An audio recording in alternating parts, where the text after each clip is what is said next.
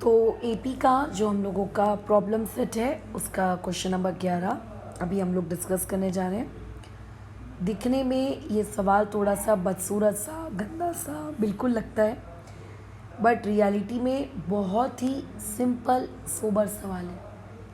पहले तो समझो कि सवाल में तुमसे बोला क्या है।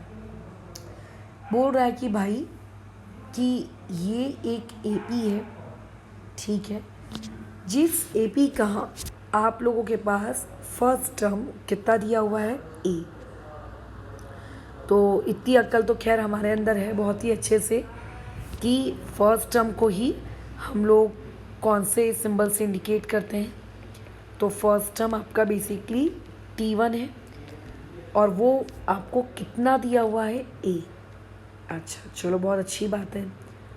अब आगे बोल रहा है कि सेकेंड टर्म इज बी, ठीक है, मतलब आपको सेकेंड टर्म वाली वैल्यू कितनी दी हुई है बी। सेकेंड टर्म का मतलब ये होता है कि आपको बेसिकली वो क्या दे रहा है T2। तो आपके पास T2 ये वाला वैल्यू कितना है बी। और बोल रहा है कि लास्ट टर्म आपको मैं कितना दे रहा हूँ सी।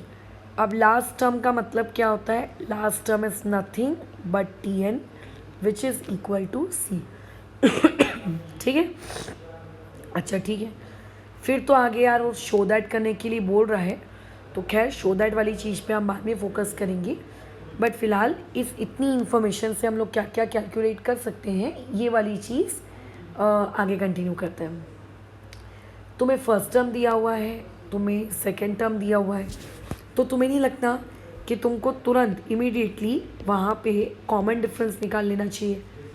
कॉमन डिफरेंस इसीलिए क्योंकि चीज़ें आपको ऑलरेडी एक एपी दी हुई है ना। और कॉमन डिफरेंस क्या होता है, कॉमन डिफरेंस होता है T2 minus T1। So common difference क्या होगा B माइनस ए। तो इसका मतलब मेरे पास मेरी D की वैल्यू कितनी आ गई B माइनस ए। क्या नीड है मैडम D की वैल्यू निकालने की, मुझे नहीं पता क्या नीड है। देखते हैं क्वेश्चन आगे सॉल्व करते हैं, देखते हैं कहाँ यूज़ हो जाएगा, क्या भरोसा।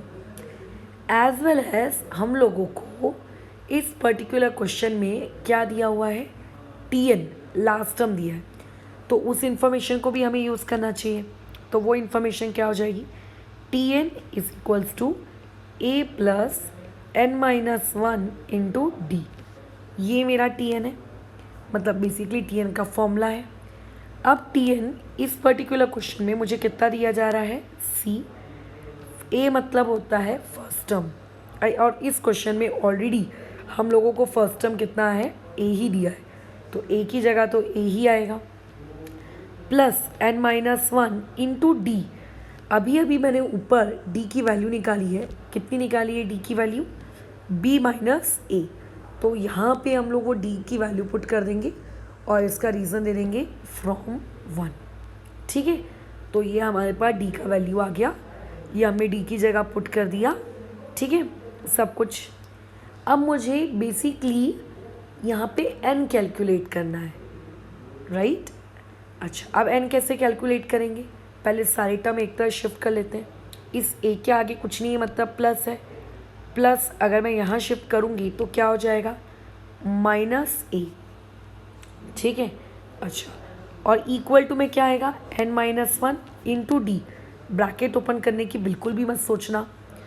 अब जैसे इमेजिन करो तुम्हारे पास ये चीज़ लिखी होती 3 equal to 2 times of D. तो अगर मैं तुमसे कहती कि डी कैलकुलेट करो तो तुम क्या करते, 2 को डिवाइड में लेके चले जाते, मतलब डी के साथ जो भी होता वो डिवाइड में जाता। तो ऐसे केस में यहाँ डी के साथ क्या है बी माइनस ए। तो बी माइनस ए क्या हो जाएगा, अगेन डिवाइड में आ जाएगा। So therefore C minus A upon में b minus A equal to N minus one, है ना।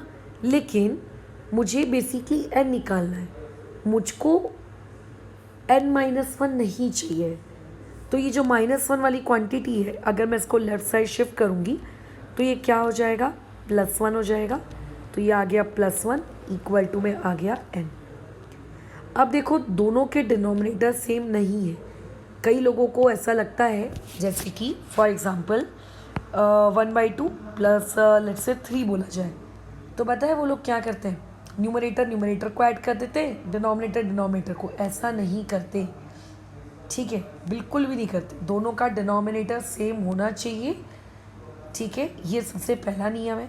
अब चाहे उसका डिनोमिनेटर सेम करने के लिए तुम क्रॉस मल्टीप्लिकेशन करो या फिर तुम एलसीएम के थ्रू उसको सेम करो, दोनों तरीके हैं। तो फॉर एग्जांपल अभी हम लोग यहाँ पे कुछ और नहीं कर रहे बल्कि क्रॉस मल्टीप्लिकेशन करते हैं।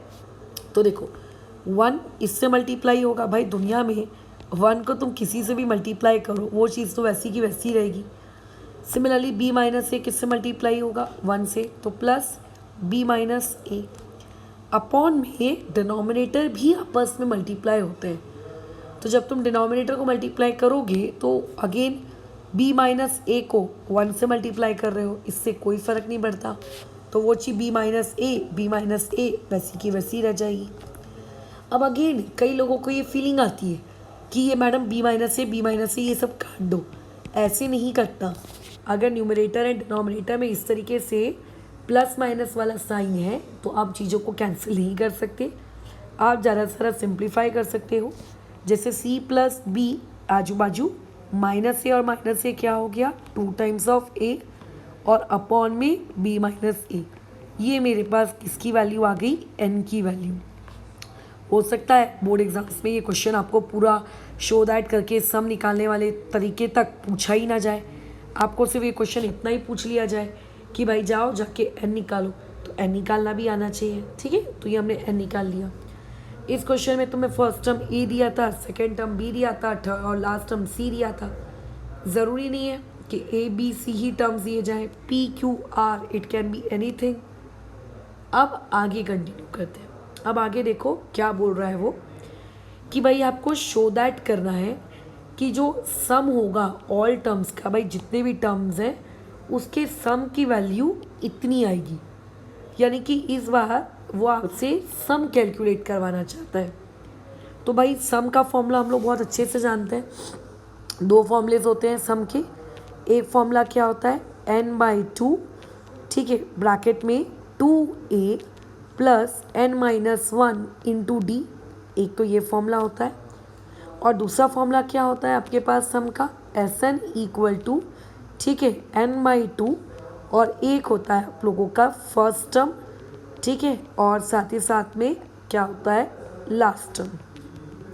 अब मैडम यहाँ पे हम कौन सा फॉर्मूला यूज़ करें, कोई भी करो, आंसर तो आ ही जाना है, ठीक है। लेकिन नीचे वाला फॉर्मूला आपको ज़्यादा बेटर और ज़्यादा इजी पड़ेगा। ऊपर वाले फॉर्मूले में अननेसेसरी कॉम्प्लिकेशंस बढ़ जाएंगे, तो इसलिए हम ऊपर वाला फॉर्मूला हटा रहे हैं।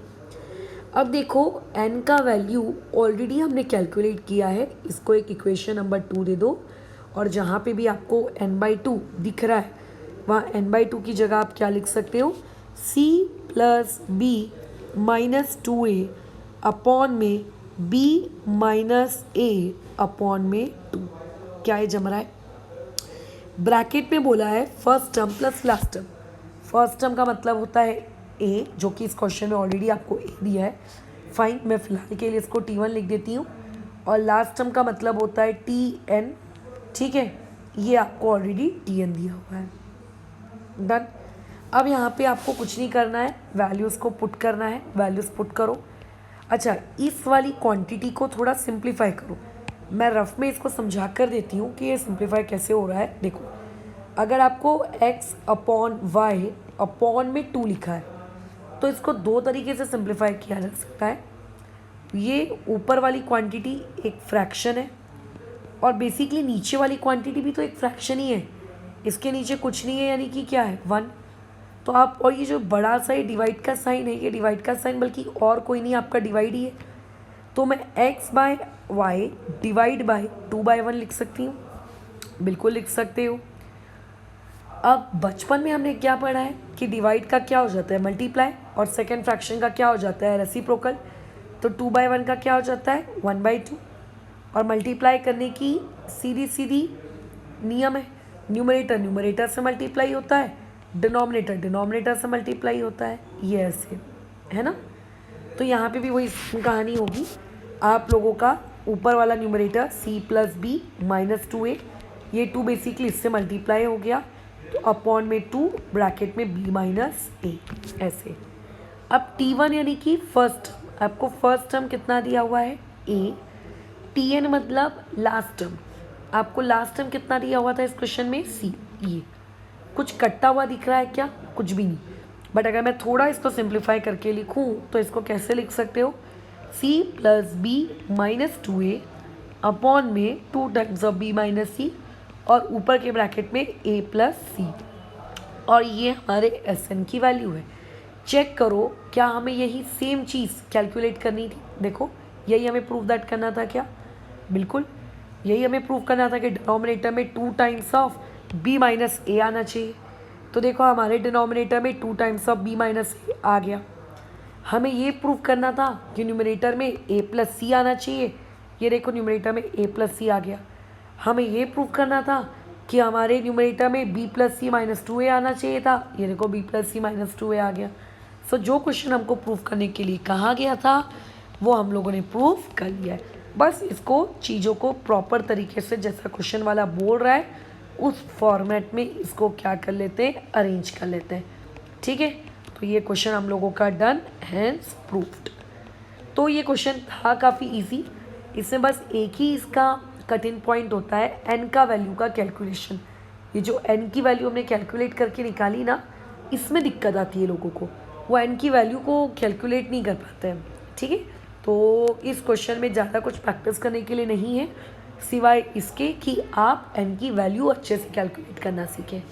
चलो फिलहाल अभी इस चीज़ को यहाँ रोकते हैं और नेक्स्ट वाली क्लास में प्रॉब्लम सेट के और सवाल करेंगे।